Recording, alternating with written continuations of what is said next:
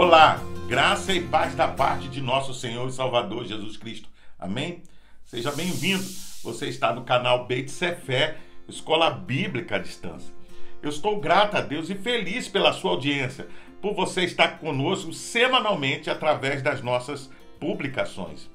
Nós estamos estudando a revista Palavra e Vida da Convenção Batista Fluminense, cujo tema central para esse trimestre será Fé e Verdade, reflexões das cartas de Tiago, 1ª e 2ª Pedro e Judas. Hoje, na lição de número 1, o tema será a fé e as provações. O primeiro versículo do livro de Tiago mostra quem é o seu autor, ou seja, o próprio Tiago. Porém, tem havido muita discussão e confusão sobre quem é o autor desta epístola. No Novo Testamento, existem 5 homens chamados Tiago. O primeiro é o pai de Judas, como lemos em Lucas capítulo 6, verso 16. O segundo é um discípulo, filho de Alfeu, e você pode conferir isso lendo em Mateus capítulo 10, verso 3. Este Tiago é irmão de Mateus, e você pode conferir lendo em Mateus capítulo 9, verso 9, e Marcos capítulo 2, verso 14. O terceiro é chamado de Tiago Menor, e você pode ver isso em Marcos capítulo 15, verso 40. O quarto é o irmão de João e filho de Zebedeu. Você pode conferir isso lendo em Mateus capítulo 10, verso 2. Este foi morto no início dos anos 40, como lemos em Atos dos Apóstolos capítulo 12, verso 12. E o quinto é chamado de irmão do Senhor. Como vimos, o Novo Testamento fala de vários homens com o nome de Tiago. Toda a discussão sobre a autoria e data tomaria um espaço que não temos aqui. Há discussões, por exemplo, acerca da identificação de cada um deles, se as referências são sobrepostas ou não, mas se um texto se refere à mesma pessoa. E qual deles seria o autor da carta? Veja, para fins didáticos, assumimos aqui o posicionamento ao lado daqueles que consideram como autor o Tiago, irmão do Senhor, e quanto à data, referimos em torno do ano 60 depois de Cristo. Vamos ler a Bíblia em Tiago, capítulo 1, verso 1. Tiago, servo de Deus e do Senhor Jesus Cristo, as 12 tribos dispersas entre as nações, saudações. Vamos orar? Pai, nós te louvamos, ó Deus, e te agradecemos pelo privilégio de começar mais um trimestre e estudando a tua palavra. Deus abençoa o estudo, todas as referências, que possa servir para a nossa edificação e o nosso crescimento. É a oração que fazemos em nome de Jesus. Amém. A característica da carta é o ensino de que a verdadeira fé cristã se evidencia em ações, contrastando com a atitude dos cristãos que se satisfazem com uma fé acomodada e que faz concessões ao estilo de vida mundano, querendo tirar proveito, por exemplo, do que há de melhor neste mundo, ao passo que deseja também auferir dividendos do mundo vindouro. O pastor Isaltino Gomes Coelho Filho, em seu estudo para a Ordem dos Pastores Batistas do Brasil, seção Minas Gerais, abordou sobre a importância de redescobrir Tiago. Para ele, Tiago trata de ética, de solidariedade, de religião vivencial. Por isso, deve ser redescoberto, deve ser estudado e pregado em nossas igrejas. Sem dúvida que tais estudos ajudariam a preencher algumas lacunas muito visíveis em nosso cenário. John Stott, em seu livro Homens com uma Mensagem, diz que esta epístola tem sofrido comentários injustos desde o início do movimento protestante. Preocupado em afirmar a doutrina da justificação pela fé, por exemplo, Lutero foi duro com a carta de Tiago e chamou de epístola de palha, por causa de seu entendimento equivocado do capítulo 2, verso 14 ao 26, onde presumiu haver o ensino de justificação pelas obras. Pois bem, Nestes primeiros 5 estudos, separamos alguns assuntos que se destacam na carta, para que possamos refletir e praticar, começando por um tema que está dentro do nosso contexto de vida neste tempo. A afirmação de Tiago neste versículo é grandemente paradoxal. Dificilmente imaginamos a possibilidade de desfrutarmos alegria nas provações, pois estas nos lembram dor, sofrimento e dificuldades. Somos ensinados a buscar o prazer e a evitar a dor. Primeiramente, é importante observar que o texto diz que devemos ter alegria em meio às provações, não por causa delas. Somos chamados a considerar, ponderar, expressão que significa uma atitude que envolve reflexão, algo que ocupe o pensamento principal na mente de uma pessoa.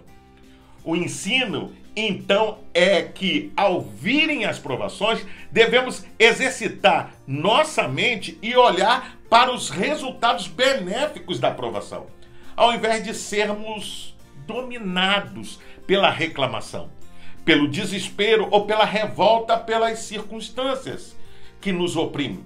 Vamos ler a Bíblia em Tiago, capítulo 1, verso 2 ao 4. Meus irmãos, considerem motivo de grande alegria o fato de passarem por diversas provações, pois vocês sabem que a prova da sua fé produz perseverança, e a perseverança deve ter ação completa, a fim de que vocês sejam maduros e íntegros, sem lhes faltar coisa alguma. O livro Introdução ao Estudo do Novo Testamento, de Anísio Renato de Andrade, diz que Tiago inicia a sua epístola com palavras de impacto. Você pode ver isso no verso 2.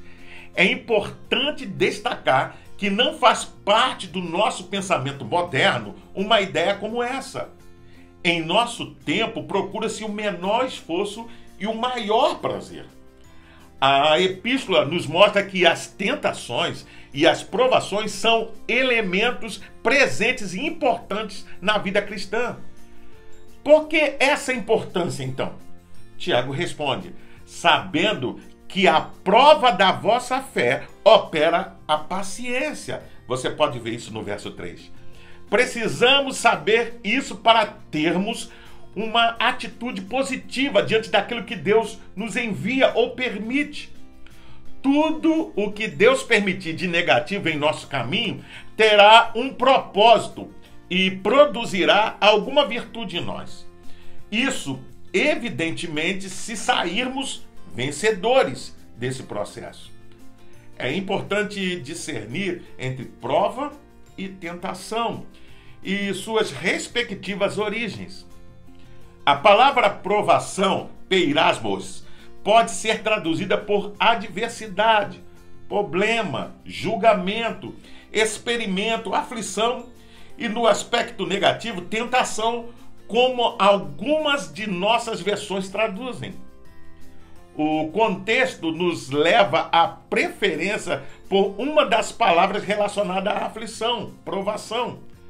Quero chamar a atenção para o verbo passarem, ou seja, peripecete, que literalmente significa estarem totalmente cercados por, que faz ser ainda mais desafiador mantermos a alegria, pois não se trata de provações distantes, esporádicas, mas uma dura realidade de estarmos envolvidos, cercados por provações de todos os lados. Pensemos um pouco e concluiremos que esta é uma verdade patente em nosso viver. Há provações no âmbito pessoal, ministerial, eclesiástico, familiar, social, enfim, todo lugar para o qual nos viramos, há provações. Fica claro que aqueles os quais pregam uma vida cristã triunfalista, sem crises, estão espalhando falsas notícias. Estar em Cristo não nos isenta de lutas e dificuldades. Por exemplo, estamos desde 2020 passando por uma pandemia mundial que tem provado nossa fé, nossas emoções e nosso convívio interpessoal. Ainda assim, somos exortados à alegria, a qual apenas o Espírito Santo pode implantar em nossos corações como fruto que ele semeia em nosso interior. Portanto, quando sobrevêm as provações, devemos adotar uma atitude alegre. Isto não é fingimento ou autossugestionamento, contudo, olhar as provações sob a perspectiva da fé. Se não bastasse ensinar que devemos ter alegria em meio às provações, o apóstolo Tiago nos ensina que há bons frutos a serem colhidos por tais circunstâncias. Vamos ler a Bíblia em Tiago capítulo 1, versos 5 ao 6 e o verso 12. Se algum de vocês tem falta de sabedoria, peça a Deus, que a todos dá livremente, de boa vontade, e lhe será concedida. Peça, porém, com fé, sem duvidar, pois aquele que duvida é semelhante à onda do mar, levada e agitada pelo vento. Feliz é o homem que persevera na provação, porque depois de aprovado, receberá a coroa da vida que Deus prometeu aos que o amam. O novo comentário da Bíblia de Francis Davidson diz que as provações podem trazer muita perplexidade. Precisamos de muita sabedoria se temos de enfrentá-las vitoriosamente. Ou, como no caso de Paulo, se temos de nos gloriar nas tribulações. Sabedoria significa, em geral, conhecer o melhor fim e os melhores meios de atingi-lo. Tiago tem em mente, em primeiro lugar, a compreensão eficaz dos modos de o crente agir. A sabedoria de cima torna-se necessária para apontar esses modos e dirigir a ação. Tal sabedoria se obtém por uma completa dependência de Deus, expressa na oração. Por conseguinte, se alguém é falho em sabedoria, peça a Deus, que é infinitamente sábio, e de sua sabedoria dá liberalmente e não lance rosto. Você pode ver isso no verso 5. Ele não nos repreende por nossa falta de sabedoria, porém, do seu tesouro ilimitado, se deleita em dar segundo nossa necessidade. Pois bem, vejamos quais frutos são estes. Perseverança. A palavra grega descreve o período que o trabalhador suporta um trabalho pesado e cansativo. As provações produzem resistência, desde que conectadas com a fé ativa e dinâmica, e que avança mesmo sob as chicotadas do dia a dia. Ao enfrentarmos e superarmos as tribulações pela fé, nosso caráter se torna mais perseverante. O autor Strong sustenta que a perseverança é a característica de um homem que não se desvia de seu propósito deliberado, sua lealdade à fé e piedade, até mesmo pelas maiores provações e sofrimentos. Maturidade. Sejam maduros e íntegros, ou perfeitos e completos. Entre os gregos, os termos serviam para designar a chegada à maioridade civil, quando a pessoa se tornava responsável por si mesma. O fruto desta vez é tornar-se maduro, após passar pelos estágios necessários para alcançar o objetivo final. O fruto que nos alimenta passa por um longo processo até estar pronto, e da mesma forma é a nossa caminhada em direção à maturidade. O objetivo é sermos completos, íntegros, em cada área de nossa vida, sem que haja falta de alguma coisa. Não no sentido de posses materiais, mas do caráter cristão provado e aprovado, pronto para vivermos neste mundo como aqueles que refletem a luz de Cristo. Deus não se contenta com um trabalho inacabado. O Senhor quer realizar uma obra perfeita e deseja que, ao final, sejamos maduros e completos. Oração. Passar por provações requer sabedoria e esta se adquire pela oração. Sabedoria não é conhecimento, cultura ou filosofia especulativa. Não há faculdade para aprendê-la. Não é inata, não é consequência da idade, nem mesmo fruto da mera observação dos fatos da natureza. Ela é uma doação de Deus. Sabedoria, no pensamento hebraico, significava empregar o que se aprendia a uma maneira correta de encarar a vida. Por isso, o conteúdo de nossas orações ao passarmos pelas dificuldades é pedir-lhe sabedoria. Somos ensinados não apenas a pedir, mas também como pedir.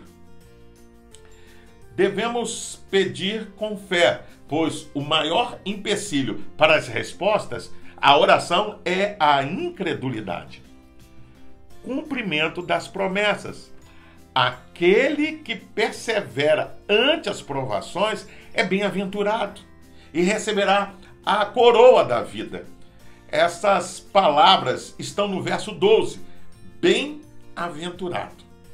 É a mesma expressão do Sermão do Monte, as bem-aventuranças, que está no capítulo 5 de Mateus, versículo 3 a 11, que significa aquela pessoa digna de admiração e felicitação, que vive em bem-estar.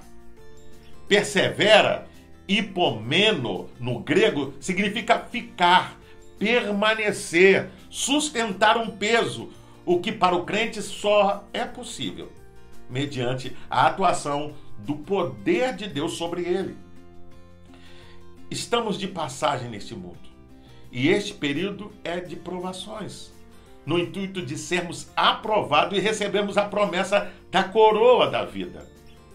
A palavra aprovado tem um belo significado aqui. Significa o que passa no teste necessário e genuíno, portanto, aceitável após ser verificado e validado.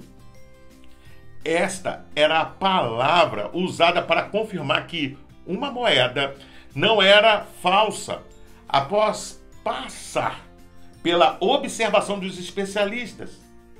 Estamos, neste mundo, sendo submetidos aos testes divinos. Desse modo, ele os aplica, avalia e aprova ou reprova. A recompensa, a coroa da vida, é a mesma prometida aos crentes da igreja de Esmirna. Você pode conferir isso lendo Apocalipse, capítulo 2, verso 10. Que mesmo sob ameaça de morte, perseveraram. A palavra provação tem também uma conotação negativa, como tentação. Todavia, não se deve atribuir a Deus as tentações, pois Ele é perfeitamente santo e a ninguém tenta. Deus pode nos provar, como fez com Abraão. Você pode ler isso em Gênesis capítulo 22. Porém, jamais nos tentará. Vale dizer, nós é que podemos transformar ocasiões de prova em tentações. A tentação pode até ser uma oportunidade de realizar algo bom de maneira errada, fora da vontade de Deus. Por exemplo, não é errado querer passar em uma avaliação na escola, mas é errado colar para ser aprovado. Vamos ler a Bíblia em Tiago, capítulo 1, verso 13 ao 14. Quando alguém for tentado, jamais deverá dizer, estou sendo tentado por Deus, pois Deus não pode ser tentado pelo mal e a ninguém tenta. Cada um, porém, é tentado pela própria cobiça, sendo por esta arrastado e seduzido. O novo comentário da Bíblia de Francis Davidson diz que Tiago se refere à tentação ou prova de dentro, que surge de paixões e apetites desgovernados. A fraqueza em ceder a tais desejos maus não se pode ser excusada, lançando-se em Deus a responsabilidade dos mesmos. A verdadeira procedência das tentações deve-se procurar não em Deus, mas no próprio homem. Cada um é tentado pela sua própria cobiça quando esta o atrai e seduz. Você pode ver isso no verso 14. A cobiça, quando alimentada no coração, produz o pecado. Porque o que o homem pensa em seu coração, isso ele é. Quando cede ao desejo da satisfação própria, daí irrompe a mazela mortal do pecado, que por sua vez produz o temível fruto da morte. O pecado, uma vez consumado, ou seja, plenamente desenvolvido, amadurecido, gera a morte. Você pode ver isso no verso 15. A morte, então, é o produto acabado, ou seja, a obra perfeita. Você vê isso no verso 4 do pecado. Desta forma, vejamos como podemos lidar com as provações. Não transformar a tentação em desculpa para o pecado. O texto apresenta os 4 estágios para a consecução do pecado. Cobiça, verso 14, sedução ou engano, desobediência, verso 15, e a morte. Quando a tentação vir em nosso pensamento, é importante desviarmos a nossa mente para as consequências do pecado, a saber, o juízo condenatório de Deus. Como diz o texto, o pecado consumado gera a morte. O que Paulo concorda, porque o salário do pecado é a morte. Romanos capítulo 6, verso 23. Diante da tentação, devemos lembrar de que Deus é bom. A bondade de Deus é uma grande proteção para não cedermos à tentação, uma vez que Deus é bom. Não precisamos de alguém mais para suprir nossas necessidades.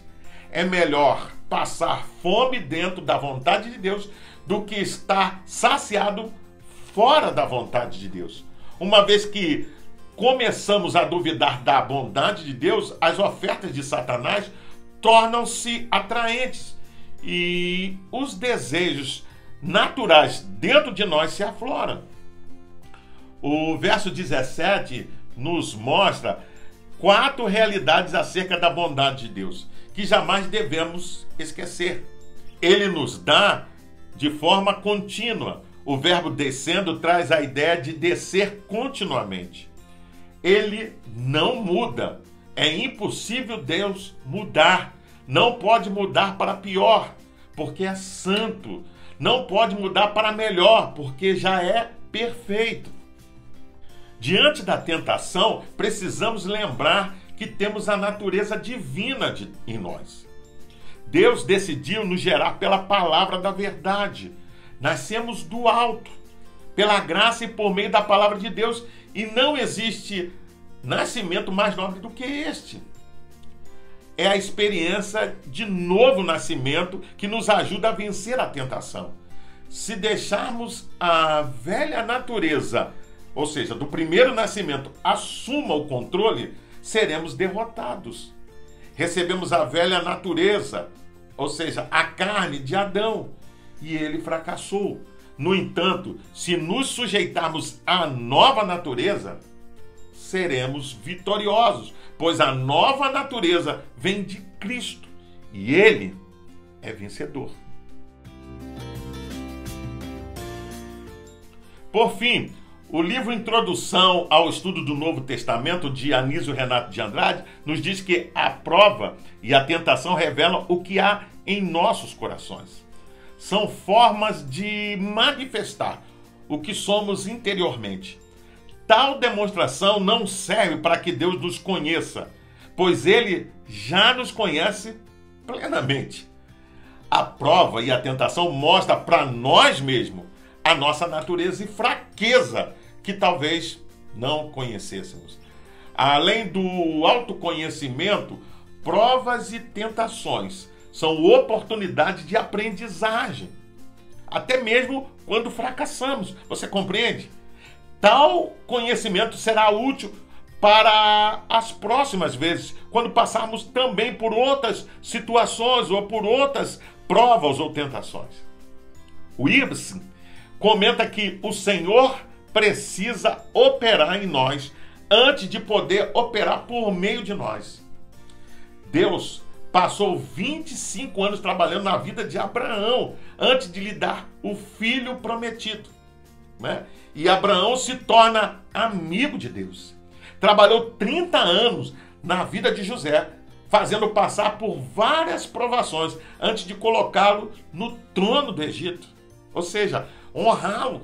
Passou 80 anos preparando Moisés para 40 anos de serviço, conduzindo o povo pelo deserto. Cristo levou 3 anos para treinar seus discípulos e construir o caráter deles. E eles evangelizaram o mundo da sua época. Estes são exemplos comprobatórios de que as provações refinam e fortalecem a nossa fé. Ninguém gosta de passar por provações. Isso é uma verdade. Porém, veja, elas servem para nos fortalecer e ajudar a crescer. É muito fácil seguir Jesus quando vai tudo bem, não é verdade? Quando tudo está correndo bem. Mas a grande prova da nossa fé é quando passamos por dificuldades, por lutas. Será que amamos de fato Jesus de verdade? Ou somente queremos as coisas boas que Ele oferece? Será que estamos mesmo prontos para seguir Jesus em todas as circunstâncias? A aprovação é o teste eficaz da nossa fé. Para pensar e agir. Você está lembrando de alguma aprovação pela qual passou e venceu? Você está passando por alguma aprovação agora? Saiba que, por ela, Deus está criando raízes em sua fé nele. Como você pode ajudar aquelas pessoas que estão hoje sob o peso de uma aprovação? Eu convido você a fazer a leitura diária que vai de segunda até domingo, onde você vai encontrar diversos textos que vão te ajudar a entender e a compreender melhor esta lição. Você também pode baixar a revista Palavra e Vida da Convenção Batista Fluminense. Basta acessar o link que vai estar na descrição desse vídeo. Você entra, se cadastra e baixa para o seu tablet, celular ou computador. E não só vai poder rever essa lição, mas acompanhar as futuras lições. Pois bem, eu sou o pastor Carlos Guerra e você está no canal Beit Sefé, Escola Bíblica à Distância. Hoje nós estudamos a lição de número 1 e o tema foi a fé e as provações. Gostaria ainda de deixar uma palavra de recomendação a todos aqueles que assistem o canal, que frequentam, mas ainda não estão em uma igreja cristã. Procure uma igreja batista perto da sua casa e faça uma visita. Sem dúvida você vai ser bem recebido. Caso não haja, procure uma igreja cristã que tenha compromisso com a pregação genuína da palavra de Deus. Para se inscrever, é rápido, é fácil. Basta clicar aqui embaixo. Dá um like, faça um comentário, emita a sua opinião. E não deixe de acionar o sininho para receber as futuras notificações. Compartilhe com seus contatos nas suas redes sociais para que mais e mais pessoas tenham acesso ao conteúdo dessa lição. Mas você pode também ouvir essa lição através do podcast da sua preferência. Até o próximo encontro. Fique na paz. Deus te abençoe.